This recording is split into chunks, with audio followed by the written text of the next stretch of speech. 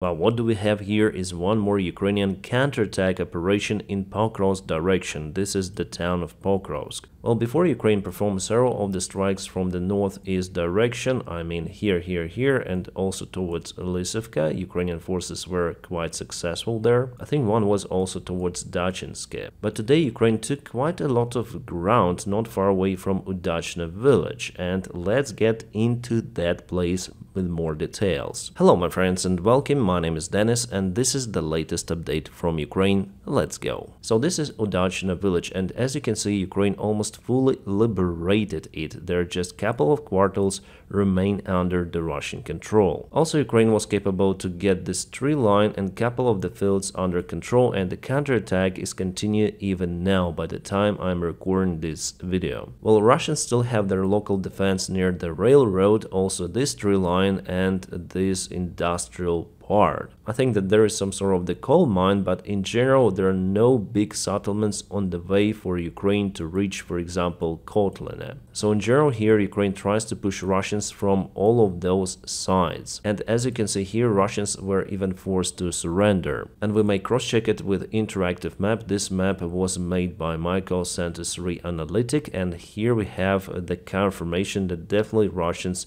surrendered in the place. Geolocated and confirmed. Guys, all of the information which I share with you is based on the actual evidence. I never make the things up, I rely on the information which is openly out there in internet, mostly gathered by the Oceanid Analytics and confirmed. And over here it's the Ukrainian assault operation performed by drones and Ukrainian infantry, also geolocated and confirmed. As you can see, Russians do have some of the trenches in this area. So this tree line over here is not just a tree line, no, it's a defense line of Russians. Well, maybe before it was a Ukrainian one, but now Russians use it for their defense. And definitely Ukraine used the infantry to clear those trenches. As you can see, there is a snow now, and the Ukrainians use a winter camouflage. In Russia, mainly special capable forces use that camouflage. The ordinary Russian mobilized mid-wave army, I call it, they use the standard camouflage and they're in lack of the supplies. So yeah, kind of the good territorial gain from Ukraine. So before Russia was very active in Pokrovsk direction,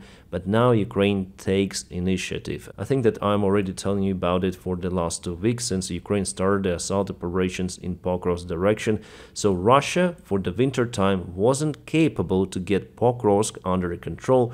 I'm quite surprised about that, and really it shows a big crisis inside the Russian army. Just remember how they took Avdiivka, and it was nearly 2 years ago, and they moved by 55 kilometers in attempt to get Pokrovsk, but they wasted thousands and thousands of their troops, resources and everything. So actually this is the result of the 2 years attacks of the Russian army, the second army in the world. And now Russians even forced to surrender and retreat. Morale in the Russian army is very low. Well, especially it is low after some sort of the negotiations between Donald Trump and Putin. There are now much less volunteers who would like to join the Russian army because they think that the war comes to its end. But the Russian Z community, and I know Russian, I read their posts and what they think about negotiations, well, they're very dissatisfied with it. They were actually shocked when Putin said that they want to trade Russian resources or resources of the occupied territories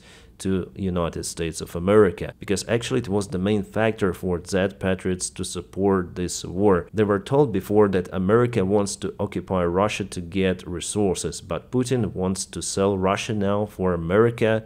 Kind of the strange move, and yes, Russian Z patriots, they do not support that at all. Many of them even accept it as betrayal. Now guys, let's go to the Chasiv Yar. The good news continues for Ukraine. Ukraine again started one more counterattack towards those positions in those quarters. Yes, the Chasiv Yar, Russia moved quite fast over here. They broke the defense lines here and they were very successful for the short time period, but now Ukraine tries to gain initiative. Well, we have this data from MyCoSense3. Russia still has numerous of the attack attempts in the area.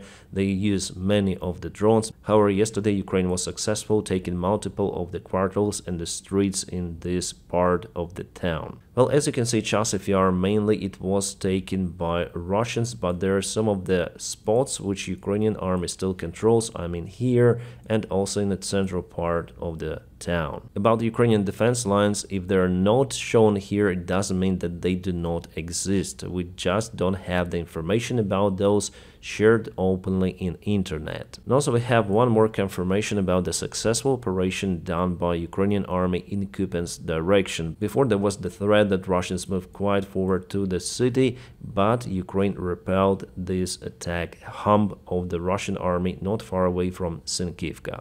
But where Ukraine loses its positions is in the Kursk region. Again, Russia occupied one more village, so they took Pokrovsk, Orlovka just recently, and today we have the confirmation of Nova Sorochna. So little by little, but Ukraine loses the northern part of this controlled territory. Also, Russians went forward here in two of those areas, getting more ground. As you can see, Russians do have losses, but the Ukrainian army as well. Well, actually there Russia lost many of the vehicles. We have the confirmation from the Ukrainian drones with positions of 1, 2 vehicles at least. Oh no, there are many more on the bottom. Yeah, I see Hunger, BMPs or tanks 1 to 3 and some of this transport here. Yeah, hopefully you can see it behind my image, but definitely there was one more convoy mid-wave attack of Russians, which was stopped by the 47th Brigade. My friends, by the way, if you want to support the job that I do on YouTube, you may also follow my Patreon page.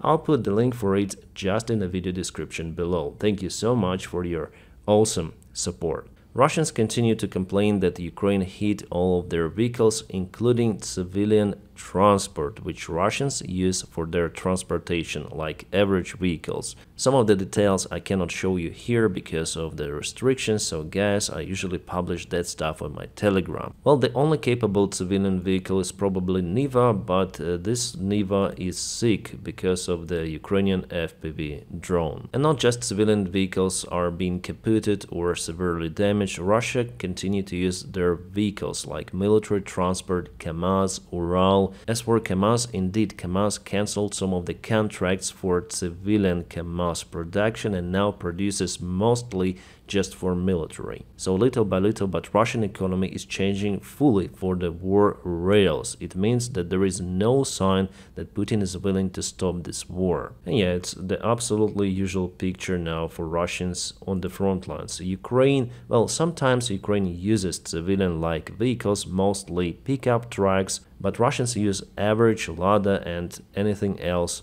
quite massively. And to our usual kaboom news, it is one of the biggest Russian oil refineries out there. It is located in Ufa, quite far away from the border of Ukraine. So yesterday, somehow, maybe because of the Ukrainian drone, it got fire. Fire continued to spread and many Russians filmed this event, saying that indeed it was a drone strike. So Ukraine non-stop is trying to hit many of the Russian oil refinery facilities. And while I am filming this video, one more Russian oil refinery was hit. It is located in Chertkova, Rostov Oblast. So for the second night, Russia continued to lose their refineries. I think that the drone sanctions are the most prompt sanctions against the Russian oil industry. Yeah, Ukraine also hits the other targets, but refineries are the most sensitive for Russians because it's very hard for Russia still to replace the technological equipment that is damaged under those strikes. Because Russia is under sanctions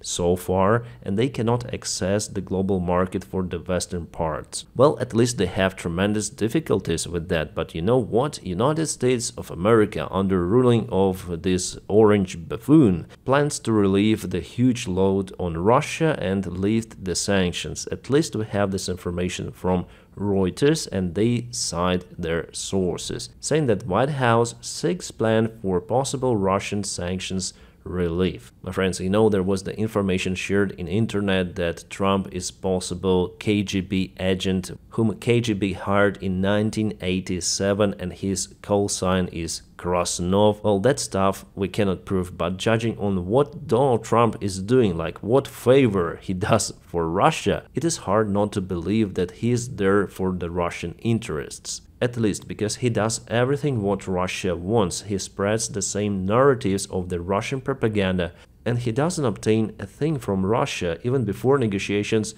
he gave up all of the Ukrainian interests. And moreover, he personally and MAGA, they do have the reputational loss, but for what? Like, what's the profit? There is no profit, and if there is no profit, it means that Trump just follows Russian interest. Well, the only logic explanation that he wants to access Russian resources to make business with Russia, but at the same time he also assaults partners in Europe, in Canada. It is crazy. The Defense Express really tells us that Trump may abandon Ukraine very soon, leaving it without any sort of the military support which was agreed before under Biden's administration. We're speaking about roughly $30 billion and long-term contracts which last till 2027. Well, if Trump does this move, it would be really harmful for Ukrainian army. But obviously it wouldn't stop the Ukrainian army resistance in general. Zelensky openly said about it, and Trump would look like a pro-Russian clown really here, because there would be no any profit for the United States in this case. There would be military loss and reputational loss, but that is what I think Trump would do. I've told about it personally even before election. Some of the MAGA supporters, they told me no, Trump will unleash more weapons to Ukraine, but the reality is different. Trump is just a pro-Russian idiot, useful idiot. Yeah, sorry guys, in every video we have to tell about Donald Trump because American politicians, they influence Ukraine and this war and how it might develop in the future. Yesterday Zelensky commented on the peace efforts between Ukraine and Russia, and he says that the end of war with Russia is very, very far away, and he is absolutely correct, simply because none of the sides now has a robust plan. Even casual plan is not presented for the groups to consider. Donald Trump, well, we understand what he wants. He wants to give up all of the Ukrainian interests to Russia. The only idea for Donald is to finish this war very fast without any security guarantees for Ukraine. Moreover, he wants some sort of the reparations from Ukraine, like the compensation from the previous help, the value of which he personally rose at least by 3 times. So here Donald Trump comments on Zelensky's speech about the end of war.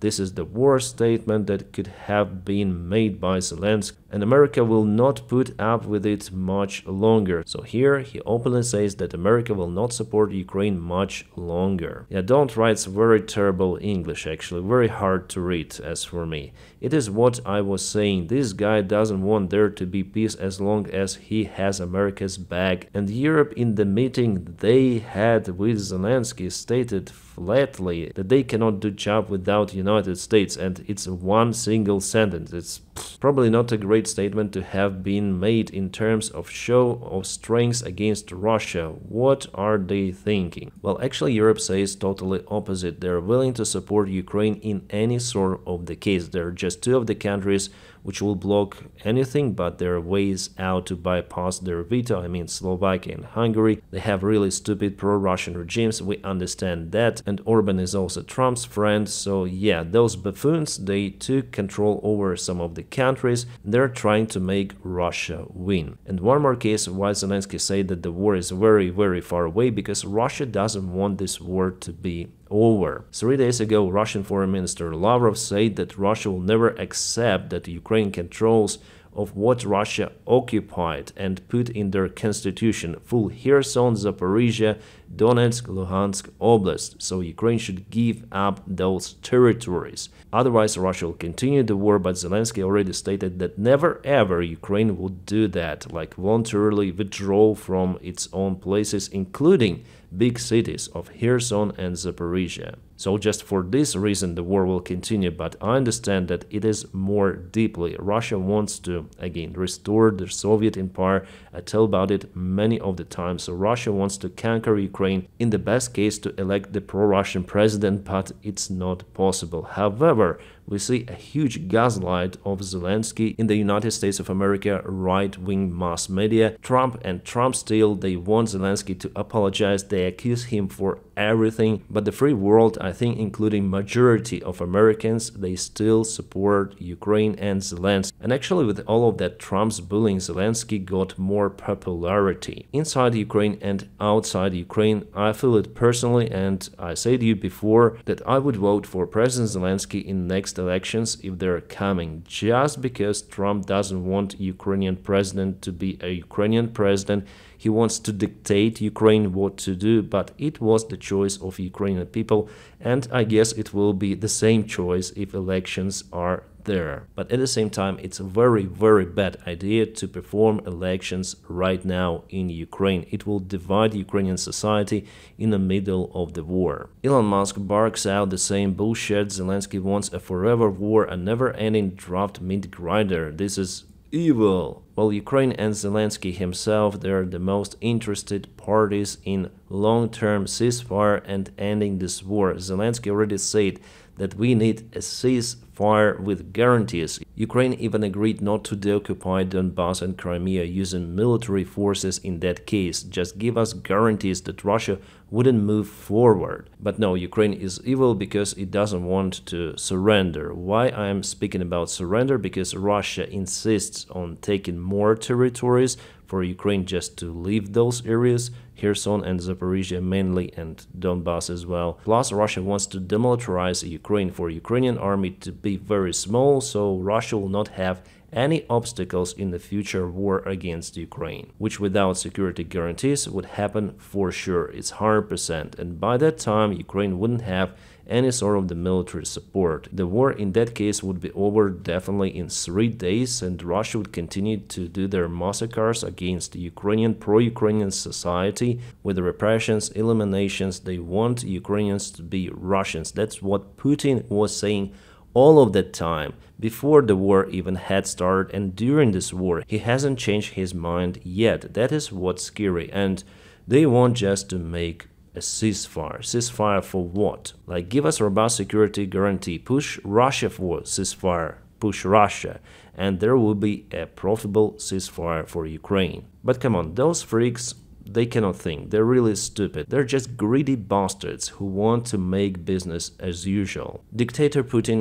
Xi Jinping, they don't care. They hate their allies and they praise their enemies, dictators. As for me, guys, the only hope out there that Trump would see that he's losing his popularity because he's greedy for power and he wants to be a really popular politician. But after his scandal with Zelensky, which is supposed to humiliate Zelensky, not Trump, but it happened to be vice versa. Zelensky became more popular and Trump less popular. Plus, there is some of the pressure from inside of the Republican Party, because not all of the Republican Party is MAGA. Yes, MAGA is cult, which would support Trump even if he gives Alaska to Russia. But there are some of the old school Republicans who do not like Russia, and they do a right thing, even commenting that the pressure on Zelensky is a big mistake. So still there is a big question whether Donald Trump would halt entire military support for Ukraine, including the old contracts. Well, I know that he would like to do it, but under this internal pressure and the general opinion of people who do not like Russia, I think that Trump might think first. And just an hour ago, Donald Trump was asked the question of whether he wants to finish entirely the military support of Ukraine. Let's see and let's listen to him. The answer. Aid to Ukraine. Have you made that decision? Well, I haven't even talked about that right now. I mean, right now, we'll see what happens.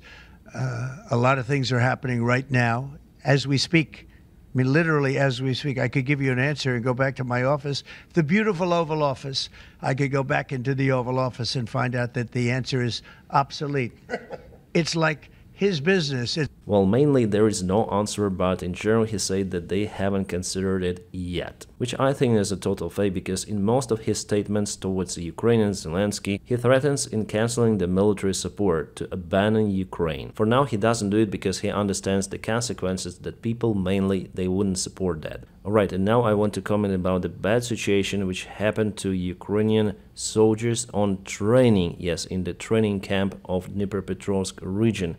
Russia fired their Iskander towards the place, which is located more than 100 kilometers away from the front lines, but Russian Iskanders have the range of 550 kilometers, quite a lot. They may fire towards Dnipropetrovsk region even from the Russian territory. The image is kind of the bad quality, but here you can see a house that's the difficult terrain, and here you can see those kind of the clouds. Those are not the clouds, but the smoke coming from the shrapnel grenade. So Russia used the cluster munition warhead for their Iskander to hit this facility. Unfortunately, Ukrainian soldiers were in the middle of the training and there were lots of the losses. Dozens, not thousands, dozens, completely unalived or wounded. As the Ukrainian drone volunteer Sternenko says, it is also done by a mistake of the Ukrainian command of this region in particular, because the air defense against the Russian surveillance drones wasn't organized properly. But in all of those cases, which sometimes happen,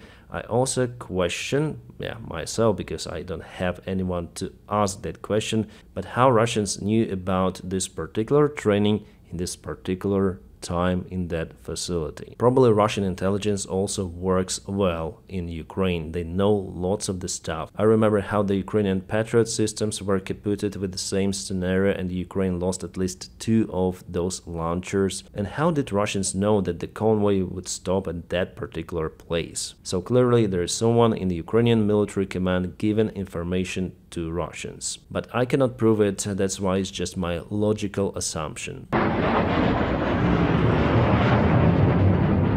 Mirage 2000 was spotted in Ukrainian skies. I don't know how many of those are in Ukraine, but at least 5. Friends, thank you so much for delivering those awesome jets to Ukraine. You know, guys, sometimes I get comments mostly from pro-Russian bots. They accuse me for not going and fighting for Ukraine in the fighter jet because I have pilot experience. Well, those, how to call them, users, they do not understand how the things work. You have military and you have civilian pilots. Those are completely different stuff. It is not First or Second World War. You have to learn to become a military pilot first. The operational philosophy is totally different and you should be officer, yes, officer, to obtain pilot's position. And to become officer you need to study and train a lot. Yes, there were some of the commercial pilots who went to Ukrainian army, they fly airplanes, but before they got this military experience